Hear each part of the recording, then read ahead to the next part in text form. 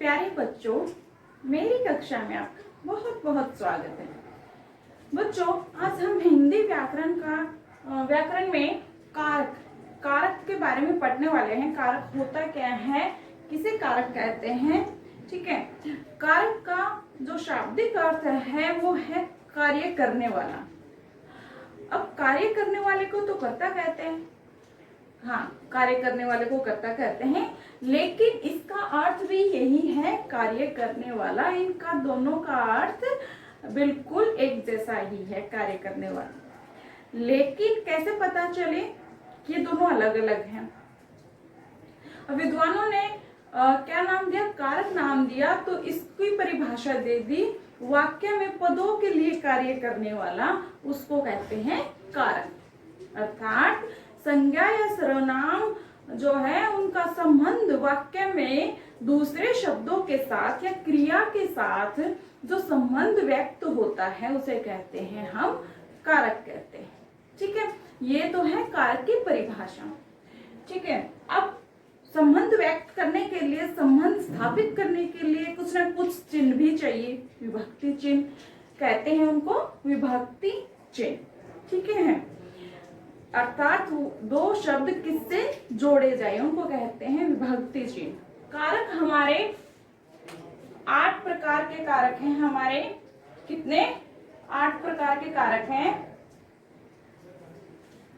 मूल कारक हमारे सिर्फ 6 ही थे हिंदी में, लेकिन संबंध और संबोधन ये मूल कारक नहीं है।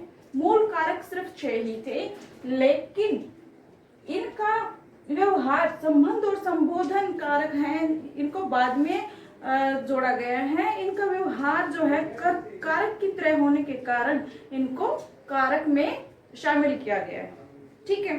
तो टोटल हो गए हमारे 8, कुल हमारे कारक हो गए 8 कारक हो गए, ठीक है। हमारा पहला कारक है कर्ता कारक, ठीक है। कर्ता कारक, उसके बाद कर्म कारक, करण कारक, संप्रदान कारक, अपादान कारक, संबंध कारक, अधिकरण कारक और संबोधन कारक। टोटल हमारे हो गए बच्चों कितने? 8। टोटल हमारे कारक हो गए 8 कारक हो गए, ठीक है। अब इन सब के ये विभक्ति चिन्ह है। मैं एक एक करके इनको समझेंगे, लेकिन पहले हम इनके विभक्ति चिन्ह देख लेते हैं। कर्ता का जो विभक्ति चिन्ह है, जो दूसरे शब्दों के साथ स्थापित करता है संबंध, वो किससे करता है? ने लगाने से करता है। जैसे, कैसे? जैसे राम ने रावण को मारा। राम ने, किसने मारा? राम ने, ठीक है। तो किससे जुड़ रहा है? ने से, ठीक है। उसी प्रकार से कर्म जो है, कर्म की विभक्ति चिन्ह है को। कारण की विभक्ति चिन्ह है से या के द्वारा, दोनों ही आते हैं। संप्रदान की विभक्ति चिन्ह है को या के लिए। अपादान की विभक्ति चिन्ह है से अलग होना, अर्थात किसी चीज से अलग होने का भाव वे है संप्रदान, ठीक है। अपादान। संबंध कारक होता है का, के, की, रा, रे, री, ना, ने, नी। ये है इसकी विभक्ति चिन्ह संबंध कारक की, ठीक है। का, के, की, रा, रे, री और ना, ने, नी। टोटल 9। अधिकरण है में या पर, ठीक है। में या पर, ये हमारा अधिकरण कारक। इसके बाद हमारा संबोधन कारक। संबोधन जैसे नाम से पता चल रहा है, हे, अरे, ओ, ए, ये है हमारी विभक्ति कारक की। अब हम एक एक करके कारक के बारे में समझेंगे, ठीक है बच्चों। पहले हम पढ़ेंगे कर्ता कारक। कर्ता कारक क्या होता है? पहले हमने यहाँ पे कुछ उदाहरण लिखे हुए हैं, उनको देखते हैं। मोहन ने दूध पिया, अर्जुन ने तीर चलाया, बच्चा हंस रहा था। तो क्या है बेटा? ये मोहन क्या है? कर्ता है, संज्ञा है। अर्जुन क्या है? संज्ञा है, ठीक है। यहाँ पे काम कौन कर रहा है? मोहन कर रहा है, अर्जुन कर रहा है। यहाँ पे कौन कर रहा है? बच्चा कर रहा है। अर्थात क्या है, किसका पता चल रहा है हमें कि संज्ञा या सर्वनाम के जो है, संज्ञा सर्वनाम के जिस रूप से क्रिया के करने वाले का बोध होता है। संज्ञा या सर्वनाम के जिस रूप से क्रिया के करने वाले का बोध होता है, अर्थात काम करने वाले का पता चलता है कि काम कौन कर रहा है, वो हमारा होता है क्या, कर्ता कारक होता है। ठीक है, कर्ता कारक जो है किसने या कौन लगा के अगर हमारा उत्तर मिल जाता है, जब हम प्रश्न करते हैं जैसे मोहन ने दूध पिया, तो अगर हम पूछें किसने दूध पिया तो हमारा उत्तर आता है मोहन ने। ठीक है, अर्थात प्रश्न कौन या किसने लगाने से अगर हमारा उत्तर मिल जाता है तो वो क्या है, हमारा कर्ता कारक है। ठीक है, अब यहाँ पे है अर्जुन ने तीर चलाया, किसने तीर चलाया, अर्जुन ने। बच्चा हंस रहा था, कौन हंस रहा था, बच्चा। इसमें विभक्ति चिन्ह का लोप हो रहा है, लेकिन पता चल रहा है क्या, बच्चा हंस रहा था। ठीक है, हंसने की क्रिया कौन कर रहा है, बच्चा कर रहा है। ठीक है, तो जो काम कर रहा है, जो क्रिया कर रहा है, उसके कर्ता का हमें पता यहाँ पे चलता है। जो क्रिया हो रही है, जो काम हो रहा है, उसके करने वाले का बोध होता है, तो वो क्या होता है, हमारा कर्ता कारक होता है। ठीक है, अब ये इसमें विभक्ति चिन्ह ने और यहाँ पे विभक्ति चिन्ह लोप है। कभी कभी ऐसा हो जाता है, विभक्ति चिन्ह का लोप हो जाता है, लेकिन वहां पर भी कर्ता कारक ही होता है। ठीक है, नेक्स्ट है हमारा कर्म कारक। कर्म कारक, जैसे यहाँ पे कुछ उदाहरण लिखे हैं, राम ने रावण को मारा, राम ने रावण को मारा। राम ने किसको मारा, रावण को मारा। माँ ने बच्चे को सुलाया, माँ ने किसको सुलाया, बच्चे को सुलाया। विवेक पत्र लिखता है, विवेक क्या लिखता है, विवेक पत्र लिखता है। अर्थात संज्ञा या सर्वनाम के जिस रूप से क्रिया के व्यापार का जो है फल का बोध होता है, वो हमारा क्या होता है, कर्म कारक होता है। ठीक है, अर्थात कर्ता का पता नहीं, कर्म करने का पता चले। ठीक है, वो वहां पे क्या होता है, हमारा कर्म कारक होता है। जैसे राम, यहाँ पे राम ने रावण को मारा, राम करता है, लेकिन किसको मारा, रावण को मारा। ठीक है, तो यहाँ पे हमारे कर्म का पता चल रहा है। माँ करता है, लेकिन माँ ने किसको सुलाया, बच्चे को सुलाया। ये क्या है, हमारा कर्म कारक है। विवेक पत्र लिखता है, विवेक क्या लिखता है, विवेक लिखने वाला तो विवेक है, लेकिन क्या लिखता है, पत्र को लिखता है।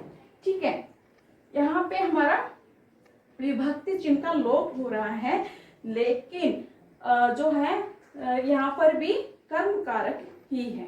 ठीक है, कर्म कारक में हमेशा किसको या क्या लगाने से हमारा उत्तर मिल जाता है। ठीक है, नेक्स्ट है हमारा कर्म कारक। नेक्स्ट हमारा कौन सा है, कर्म कारक है। इसमें क्या है, रिया हवाई जहाज से मुंबई गई। पहला उदाहरण, रिया हवाई जहाज से मुंबई गई। नेक्स्ट है रवि गेंद से खेलता है, से अध्यापक ने बच्चों से पाठ सुना, से। अर्थात संज्ञा या सर्वनाम के जिस रूप से कार्य करने का, ठीक है, कार्य करने के साधन का बोध हो, संज्ञा या सर्वनाम के जिस रूप से कार्य करने के साधन का बोध हो, अर्थात कार्य किस द्वारा किया गया। यहाँ पे देखिए मुंबई कहाँ किस द्वारा गई, जहाज द्वारा। ठीक है, किस द्वारा, रवि गेंद खेलता है, रवि किससे खेलता है, गेंद से खेलता है। अध्यापक ने बच्चों से पाठ सुना, अध्यापक ने किससे पाठ सुना, बच्चों से पाठ सुना। अर्थात साधन क्या है, यहाँ पे हवाई जहाज, यहाँ पे क्या है, गेंद, और यहाँ पे क्या है, अध्यापक ने बच्चों से पाठ सुना। यहाँ पे किससे सुना, बच्चों से। ठीक है, तो यहाँ पे कर्म कारक में जो है क्या है, किससे लगाने से, किससे या किसके द्वारा, किससे या किसके द्वारा लगाने से हमारा प्रश्न का उत्तर मिल जाता है, तो वहां पे क्या है, कर्म कारक। ठीक है बच्चों, हमारा अगला जो प्रकार है कारक का, वो है हमारा संप्रदान कारक। संप्रदान कारक क्या होता है, कुछ उदाहरण से समझते हैं। माँ ने नाश्ते के लिए बुलाया, माँ ने किसके लिए बुलाया, नाश्ते के लिए बुलाया। डॉक्टर ने मरीज के लिए दवा लिखी। ठीक है, तो यहाँ पे कर्ता तो ये है माँ ने और डॉक्टर, माँ और डॉक्टर। लेकिन कर्ता जो काम किसके लिए कर रहे हैं, माँ किसके लिए काम कर रही है, नाश्ते के लिए बुलाया, यानी कि बेटे के लिए नाश्ता बनाया है। यहाँ पे डॉक्टर ने मरीज, डॉक्टर ने किसके लिए दवा लिखी है, मरीज के लिए, यानी कि किसके लिए काम किया है, मरीज के लिए काम किया है। अर्थात कर्ता जिसके लिए काम करता है, ठीक है, वो होता है हमारा संप्रदान कारक। जहां पे हमें पता चले कि कर्ता किसी और के लिए काम कर रहा है, वो होता है हमारा संप्रदान कारक। ठीक है, जो काम कर रहा है उसका पता चले किसके लिए कर रहा है, वो हमारा संप्रदान कारक। ठीक है, हमारा अगला कारक है अपादान कारक। अपादान कारक क्या होता है, कुछ उदाहरण। राहुल साइकिल से गिर गया। राहुल किससे गिर गया, साइकिल से गिर गया। प्रिया नेहा से अधिक लंबी है। ठीक है, राहुल साइकिल से गिर गया अर्थात वो अलग हो गया साइकिल से। ठीक है, जैसे पेड़ से पत्ते गिर गए या पेड़ से पत्ते गिर रहे हैं, अर्थात पेड़ से जो है पत्ते वो अलग हो गए हैं। ठीक है, और प्रिया नेहा से अधिक लंबी है, यानी कि तुलना की जा रही है।